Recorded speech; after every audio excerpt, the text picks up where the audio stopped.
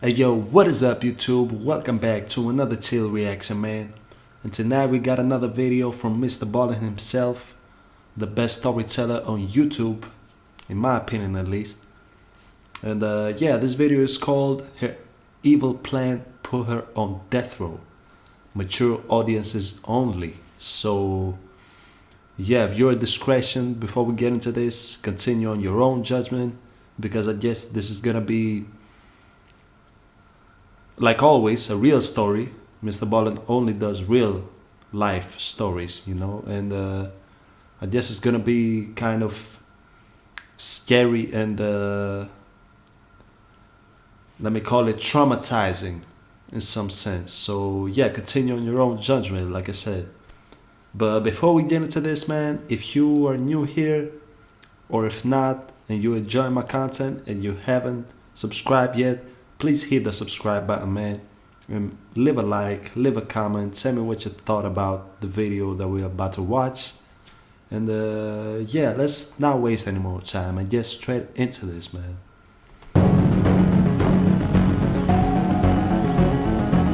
Alright, I love this type of videos. Betrayed. Okay. In the early 1960s, two high school classmates in South Carolina named Carol and Reggie fell in love with each other. Every day in the halls, they'd hold hands and they'd laugh with each other and whisper to each other, and then outside of school, they were inseparable. But despite their seemingly perfect relationship, it didn't last long. They both had different ideas about what the future should hold, and so after graduation, they broke up. Reggie went on to join the US Navy, where he served for a number of years all over the world. He would at one point get married, but that marriage would end quickly, and then after he got out of the military, he got a job at a railroad back at his hometown in South Carolina. As for Carol, after graduation, she got married and divorced too, twice actually, but it was her second failed marriage that nearly killed her. On February 18th, 1987, Carol was living with her 10-year-old daughter, Rhonda, in South Carolina when her estranged second husband came up to the door and knocked. Carol opened the door, and her ex-husband drew a gun and shot her 6 times in front of her daughter before turning around and fleeing. The police would later find his body. Did she survive that? Hold on. Whoa, Times in front of her daughter before turning around and fleeing. The police would later find his body inside of his car on the side of the road. He had shot himself. As for Carol, the doctors were able to save her life, but the injuries she sustained from the attack were crippling. She was blind in one eye and she had chronic pain, and so her young daughter had to start taking care of her full time. Over the next 8 years... Damn, so the second husband shot her 6 times, and I believe he thought that she was going to die, you know, and then he shot himself. Wow. I'm sorry for repeating what he said, but you know, I'm trying to comprehend the story he's describing. Wow. And then she left. Her daughter had to take care of her for the rest of her life, I guess. Years, Carol steadily improved and regained some of her independence, but in 1995 she had a huge setback. She started feeling ill, and so she went in to see a doctor, and the doctor did a blood test, and they discovered she had liver cancer. It would turn out the blood that was given to her after the attack, that had been transfused into her body to save her life, it had been tainted with hepatitis C. And so she got hepatitis C without realizing it, and because it had been untreated, it led to liver cancer. Rhonda remembers when her mother came home after being given this terrible news, she just sat down and was silent for a minute, and then she just kind of muttered to herself, I just can't get away from this man. He's killing me all over again. But despite being dealt such an unfair hand in life, Carol was determined to not let her injuries or her illness define her. And so she went out looking for... She said, I can't get away from this man, but not that the blood that they put into her was his blood, right? Maybe she was traumatized to the point where when she found out about the cancer inside her, she just remembered the whole incident and how that incident with the guy shooting her ruined her life, basically. Damn, that's already sad. Excuse me for a minute, somebody... Okay, with a loud exhaust just drove outside of my house. Okay. for a Let's job get back that to could it. accommodate her physical limitations, and she found it. She was hired as a part-time customer service rep for a Excuse me. What did you injuries say? or her illness define her. And so she went out looking for a job Good that for could her, man. accommodate her physical limitations, and she found it. She was hired as a part-time customer service rep for a television cable company. She was very happy about this job and very proud of it because it was the first time she was working after the attack, and so for once it felt like her life was going back to normal again. A few So years many later, years in 2000, as when well. Carol was working So at the many cable years company, after. her phone rang and she answered it the way she answered every other call, but the voice she heard on the other end, she immediately recognized. He introduced himself as Reggie Sumner, and so Carol asked him, "Are you the Reggie Sumner from 1962 at Garrett High School in Oh, South that Carolina?" guy- And he said, "Yeah, that's me." And Carol guy said, that went to the "I'm Navy, your right? ex-girlfriend. We dated in high school." Wow. And so it was this incredible reunion, this totally chance phone call. And for Yeah. the next hour or so, they just chatted on the phone about everything from their kids to their relationships they've been in to what they're up to now. I mean, they had a lot to catch up on since they hadn't Yeah. seen or heard from each other in nearly 40 years. And so before Yeah. they hung up, they realized they lived near each other, and so they made plans to get together in person. Rhonda Wow. would say her mother, when she came home that night, was like a 16-year-old girl all over again. She talked endlessly about how Oh, and that's the woman, a real photo. Okay, let's continue with the story. I'm sorry for pausing it too much, but great Reggie was, I have how to, good looking you he know? was, and how excited she was about their upcoming date. And so a couple of days later, Carol and Reggie have this date, and when Carol comes home, Rhonda would say it was obvious her mother had fallen head over heels in love with Reggie all over again. And luckily, Reggie had fallen in love with Carol too, because less than yeah, six I was about to say it. Luckily, yeah, like you said, luckily he fell in love too. Because after all she's been through, imagine if it was one way, felt, and if the other guy was another asshole, let me call it that.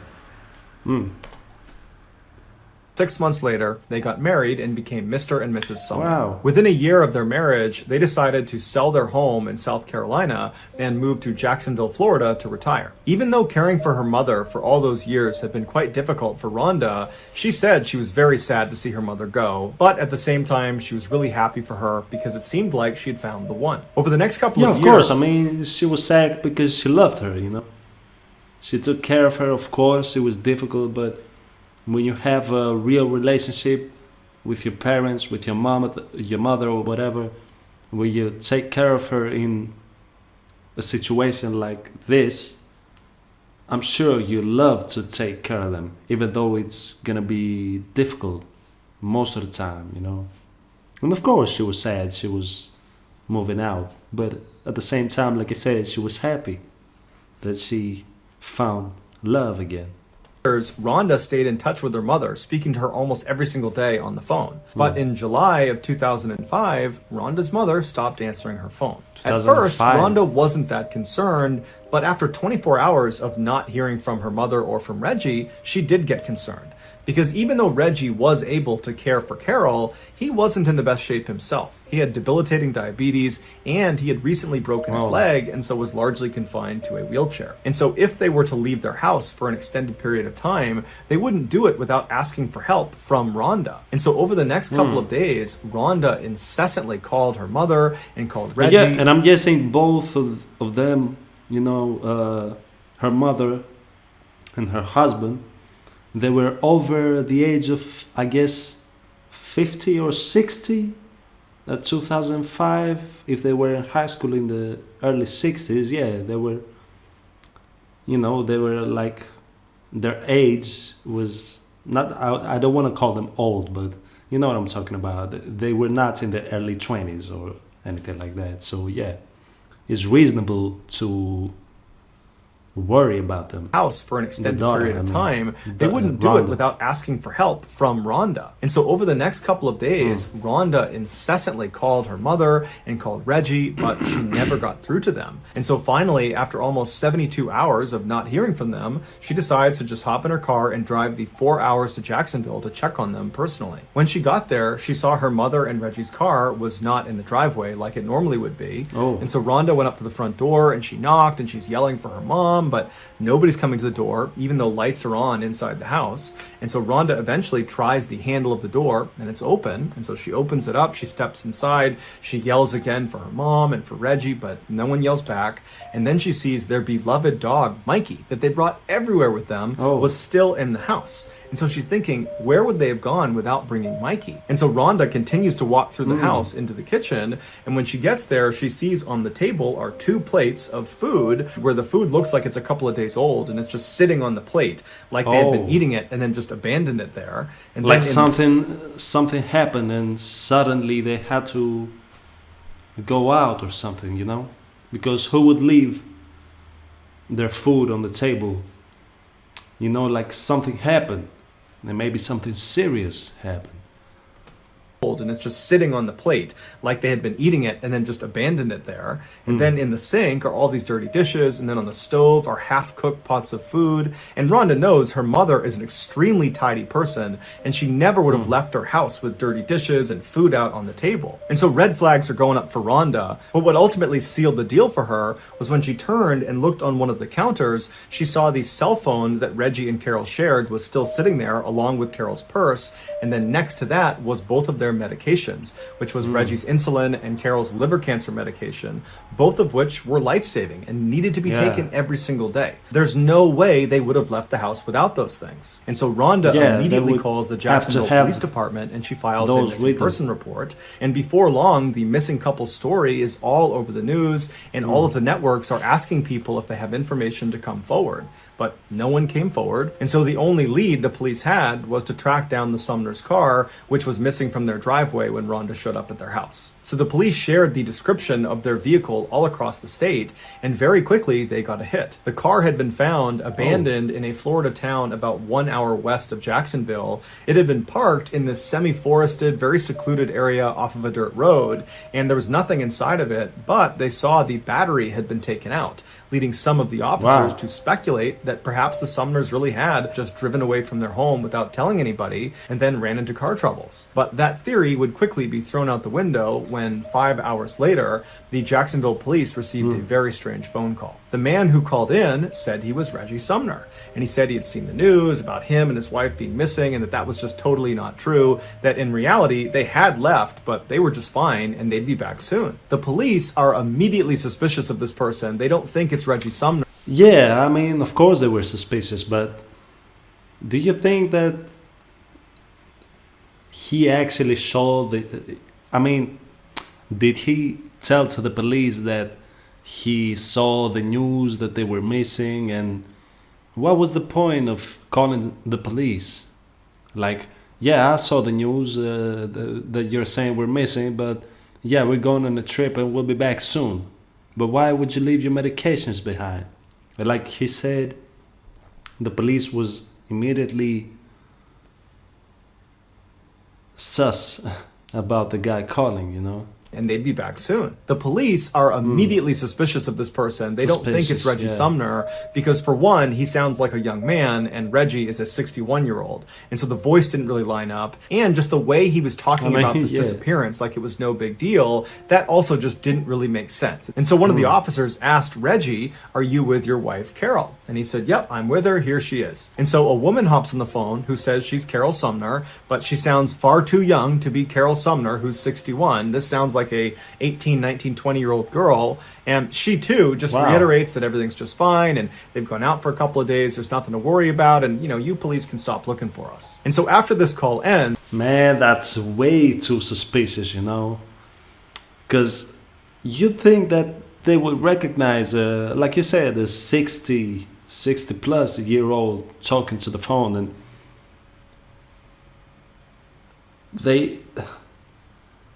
Man, come on, let's continue. I love Mr. Ballin's storytelling. That this simply cannot be Carol and Reggie. But to make sure, they call in Rhonda and they have her listen to the recording of this conversation with the so-called Reggie and Carol. And right away, Rhonda says, "That's not my mom and that's not Reggie." And so at this point, the police assumed that these two people who were called in kidnapped, pretending to be the Sumners probably had something to do with the disappearance Yeah. of the real Sumners. And so Yeah, while of they course. waited for the trace on this phone call to come back, which would give them information about who was calling and from where, the police decided to investigate another angle. The police looked at the Sumners' bank statements and they saw their bank card had been used at an ATM in South Carolina after the Sumners had been reported missing. And so they called that bank and they asked for the CCTV footage from that ATM. And when they watched it, they saw that it was not Carol or Reggie Sumner withdrawing funds. It was some unknown man in his early 20s. Right after this discovery Wow. of this unknown man, the trace from the phone conversation with the imposter Sumners came back, except it was tied to a fake name at a fake address.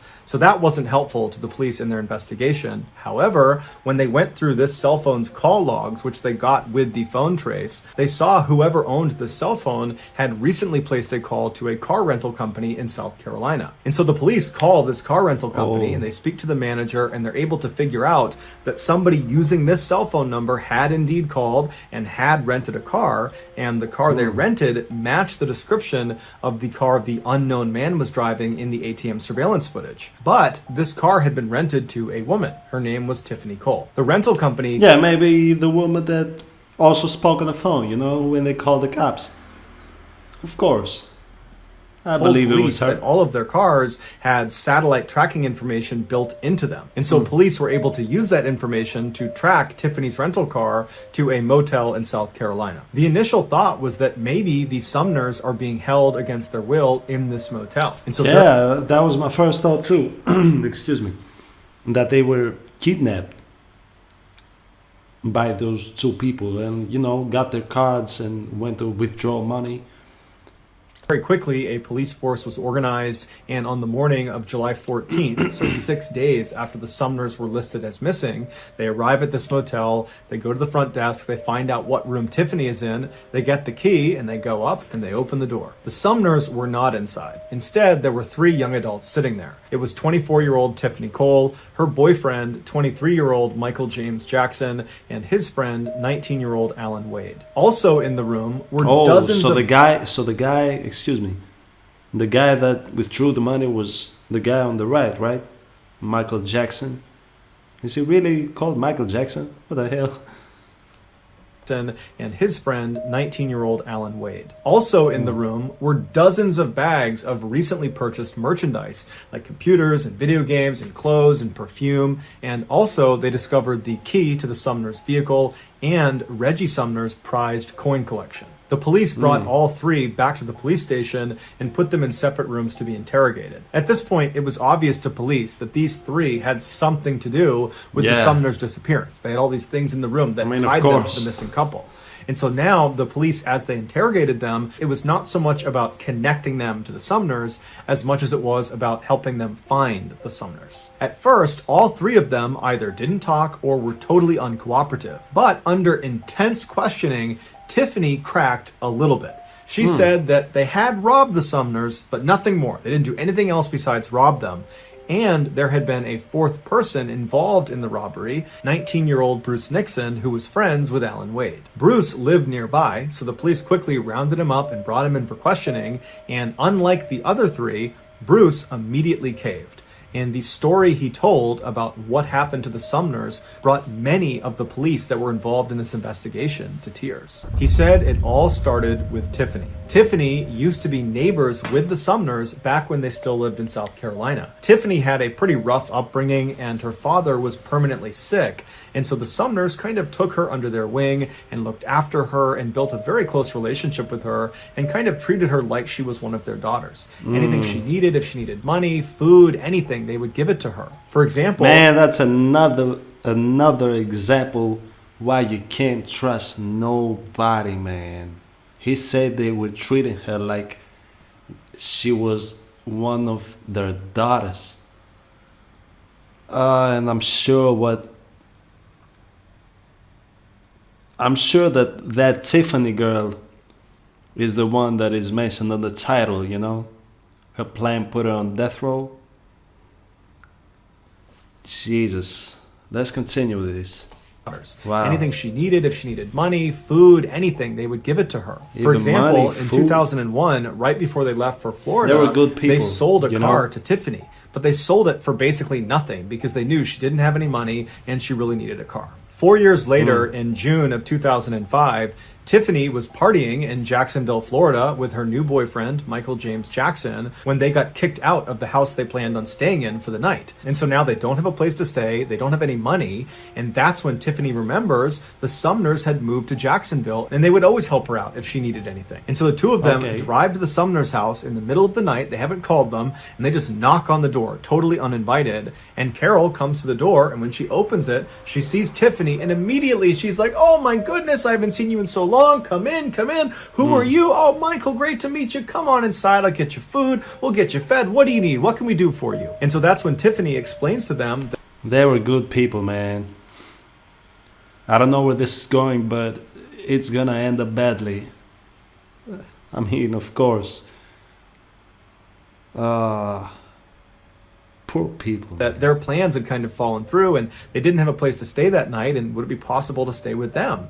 And so Carol and Reggie right away say, "Absolutely no problem. Tiffany, Michael, you guys are guests here. You're welcome. Stay as long as you want." And so that night, Carol cooked a big meal for them and they all sat down at the table. And at some point, Carol and Reggie talk about the sale of their house in South Carolina. And somehow it came up that they had made $99,000 in profit from this sale. And they were so happy about it because now they could really retire comfortably. And so Oh God! And that's where that girl with her new boyfriend. I'm guessing right now. I haven't seen that before. Of course, I haven't seen that before. Everything I react to this channel is the first time watching. But I'm guessing when they heard that number, 99,000, I believe he said, they were like, "Oh, we need to get that," you know. And a twisted mind is not slow in those things. So yeah, let's find out what happened though. from this sale, and they were so happy about it because now they could really retire comfortably. And so as soon as they said that, Tiffany and Michael shot glances at each other because they knew Jesus they had Christ, to come back man. and rob them. The next morning, Carol and Reggie got up early, they made coffee and they made breakfast, and they were hoping that Tiffany and Michael would stick around for the day and spend some more time with them. But Tiffany and Michael were very quick to want to leave. They said, "Thank you very much, we got to hit the road." Yeah, they were planning the And so robbery, they left. right? And as soon as they get in the car, they start planning how they're going to come back and rob the Sumners and get their hands on that $99,000. How can you treat people that treated you so good? How can you treat them so poorly, man? How can you treat them like that? Where they've treated you so good. You came in the middle of the night to their house, and you know all of the previous things that they have done for her. Like you say, they were looking after her like she was one of their daughters. You came to their house in the middle of the night with somebody they have never met, with somebody they don't know that they can trust, because I'm sure they were trusting her because they knew her for a long time, right? And you still gonna do them that dirty? And I don't even know where this is gonna go, but even the fact that she, the girl, the Stephanie, whatever she was called, contemplated on robbing them. How are you so sick in the mind? Man, stuff like this make me mad sometimes, but let's continue with the video though. 1 month later, on the evening of July 8th, after all robbery preparations have Excuse me. planning I how need they're to- going to come back and rob the Sumners and get their hands on that $99,000. 1 month later, on the evening of July 8th, after all robbery preparations have been made, Bruce Nixon and Alan Wade show up at the Sumner house and they knock on the door. When the door opens, it's Carol, and she doesn't recognize either of them, but being as kind and generous as she was, she said, "Hey boys, what can I do for you? How can I help you?" And this was exactly what Bruce and Alan were expecting based on what Tiffany told them. She said this couple would be very easy to exploit. And they tell her Tiffany, that their not car had broken Stephanie. down and they needed to use her phone. And so she's a little bit skeptical, but ultimately she says, "Sure, come on in." And so Bruce and Alan go inside the house, the door shuts behind them, and as soon as it does, one of them draws a fake gun that looks very real and pointed it at Carol, while the other one began tying her up with cord and with duct tape. And so Carol begins screaming and making a bunch of come noise, on. and Reggie, who's in the garage out of sight, he hears her. He comes running in to see what's going on, and he sees these two men who immediately attack him. And Reggie's got a broken leg, and he's already pretty weak and frail, and so he doesn't put up much of a fight. And before long, he and his wife were all taped up and restrained on the couch, and they were having duct tape wrapped around their heads until everything was covered except for a slit underneath their nose so they could breathe. And so with the couple completely under control Wow. and at the mercy of their captors, one of the men texted Michael, who was down the road with Tiffany inside of Tiffany's rental car, and the text just said, "All clear." And what that meant, The way they planned this, and the way Mr. Baldwin right here is describing the way they duct taped them and all that, to me seems like they weren't amateurs, Well, somebody might say they were kind of amateurs because they had a fake gun or whatever, but that wasn't, my point is, that probably wasn't the first time doing something like that. Because when somebody does something like this for the first time, usually they have a bit of, they don't go all out like that. They're a bit more restricted, if it makes sense, was Michael could now come up and help them rob the house. And so Tiffany stays down the road in the rental car. Michael makes his way up. That He goes inside, bitch. and he, Bruce, and Alan proceeded to ransack the house. And while these three men are moving room to room, taking all of their valuables, Reggie and Carol are probably thinking to themselves that, what, this is awful, we're getting robbed, but after they take whatever they take and they leave, we'll be We're gonna fine. be We'll okay. recover. But when these three men finished taking all of their valuable items, they decided that they would also take Reggie and Carol. So they stood the couple up. Why though? But why? All you wanted was the money.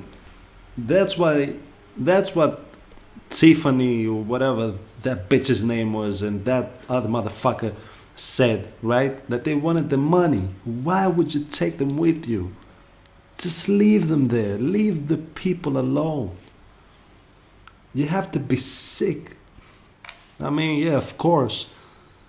Items, they decided that they Man, would I'm also so- take Reggie and Carol. So they stood the couple up and they marched them into the garage and they put them in the trunk of their own car. At this point, Bruce left the Why, Sumner's though? house and went down the Why? road and got in Tiffany's rental car. And Michael and Alan, they got into the Sumner's car, and the two cars met up on the road and then drove 40 minutes northwest just over the border into Georgia, where they found this access road and they went down it until they reached this very secluded section of forest. This was not just some random spot in the middle of the woods in Georgia. This was a pre-selected spot that Tiffany and the others had been out to 2 days earlier to prepare it. And what they had done to prepare was to dig a grave for the Sumners. Mike Also, they were planning to murder them.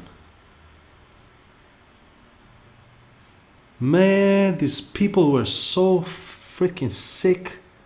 I'm glad the title is that what it is, on the death row part. And I'm usually against death row, but I got so mad from the way Mr. Ballin describes the story that let me not speak more about that. Jesus. And all of that for 100K? 99,000 he said, but let me say 100K. Jesus.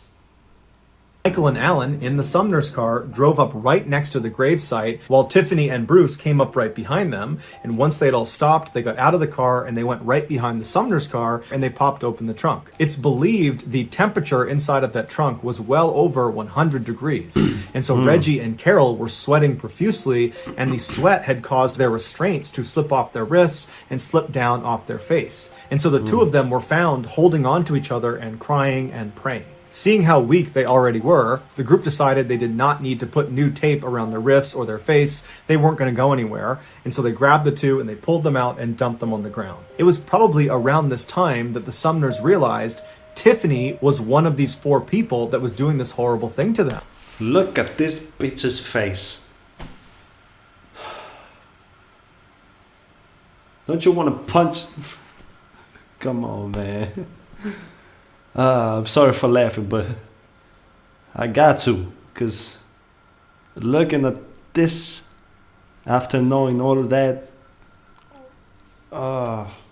and I can only imagine the heartbreak they experienced. This girl that they took in under their wing, that they thought of as a daughter, was betraying them in such a heinous and horrible way. But there was no time to feel upset about it, because as soon as they were dumped on the ground... And that's the most sickening part, you know. If they were like random people or whatever doing all of those things, in some way would be kind of better, you know. Because like you said, this girl... They took care of her. They gave her money. They gave her food. They, they brought her to a house with another guy that she was fucking probably, and all of that. They gave her their car, and that's so much worse than somebody you don't even recognize doing all of that to you. Jesus Michael grabbed Christ. Reggie and kind of threw him over to the side and said, "Sit down, don't move, or I'm going to kill you and your wife." And then the others grabbed Carol and dragged her away from her husband over to the edge of the grave, where they literally ripped the jewelry off of her face and off of her body. And then after all the jewelry was gone, they pushed her into the grave. Then they walked over to Reggie and dragged him over and threw him in with his wife. As soon as the couple was in the grave together, they repositioned themselves so they were both sitting up, one in front of the other, with Carol behind Reggie, and she threw her legs and her arms around Reggie, just kind of clutching onto him, and she buried her head into his back and she began crying. The original plan, apparently, had been to take the Sumners and put them in this grave and pretend like you were going to do something to them to scare them into giving up all of their information, all of their banking information, and anything else that was valuable. And it worked. And so as Carol is crying into Reggie's back, Reggie is pleading with the group. He's pleading to them, "Let me give you everything I have. Whatever you need, it's yours." And so Michael said, "Give me all your ATM bank card numbers, give me your PIN numbers, everything." And so Reggie did. He gave him all the information he could possibly give to him. And then, for some reason, despite the fact that at this point, the group has taken everything of value from this poor couple.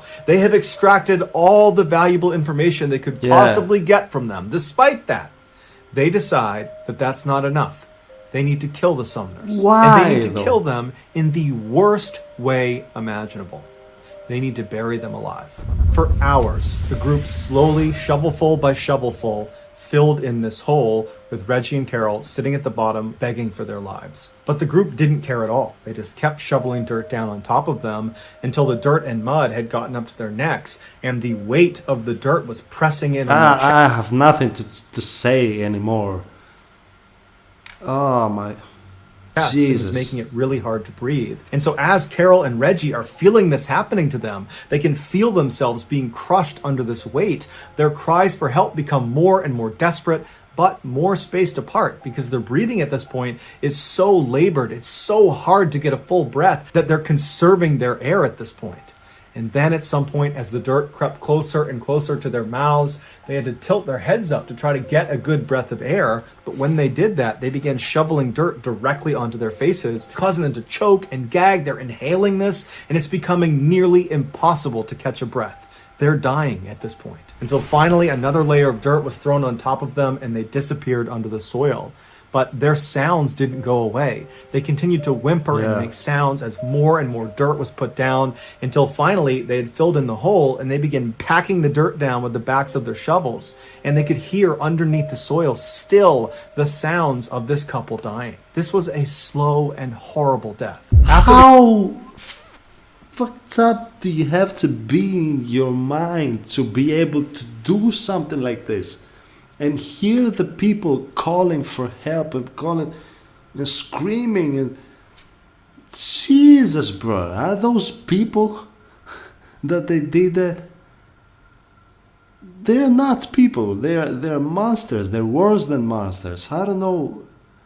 Jesus the killers were Christ, done, bro. they left the site and they took the Sumner's car and they dumped it in Florida where it was ultimately found. And then they all piled into the rental car. They went to an ATM and pulled some of the Sumner's money Yeah, out. like nothing happened. Oh yeah, we're gonna go to the ATM and put it in, motherfuckers. Oh, sorry. I'm so mad. I'm so sorry. I don't know if this video is entertaining. And then went on a spending I don't know spree. what Here to is say, a photo man. of Tiffany celebrating just hours after killing the very people that had taken her in and treated her like a daughter. After their autopsies, the medical examiner explained hell is that real. both Reggie and Carol had I hope dirt hell packed is into their real. nose, into their mouths, in their throats, in their stomach, and in their lungs, meaning their actual cause of death was being buried alive. In exchange Yeah. for telling investigators what happened and for leading them to the gravesite where the Sumners were, Bruce Nixon was spared the death penalty and given a life sentence. As for Michael, Allen, and Tiffany, they Why were all was he? Oh, I guess because he confessed all of that because the other three didn't say nothing. sentenced to death. Jesus. So that's going to do it, guys. They were If you sentenced found to the death. secret in today's episode, let us know in the comments. Man, I'm gonna say this. I believe I said in previous videos that I'm against death sentences, and in general, I'm against it. You know, because I don't think it's. I think it can be used, you know, badly, and people are gonna get death row without even deserving it. But in that case, I'm glad they did, though. You know, I'm glad they gave them the death row, and 100%, I would love to for them to get you know, a really the same experience that they gave to those people. They should be buried alive and left there to die. Jesus, though, man, that was heavy. That was maybe one of the heaviest cases I've ever reacted to. One of the heaviest cases I've ever seen. And with the way Mr. Bolin describes it, maybe it makes it even worse because you can actually visualize everything he was talking about. Jesus, bruh. But yeah, man, that was it for the video. I hope you enjoyed it. Come on. I hope you enjoyed it. If you did, make sure to leave a like, leave a comment, hit the subscribe button, like I always say, and the bell right next to it. And until the next one, man, make sure to stay safe. Make sure to have your eyes open and never trust anybody, really. And yeah, until the next one, make sure to stay calm, stay chilling. Yeah. Peace.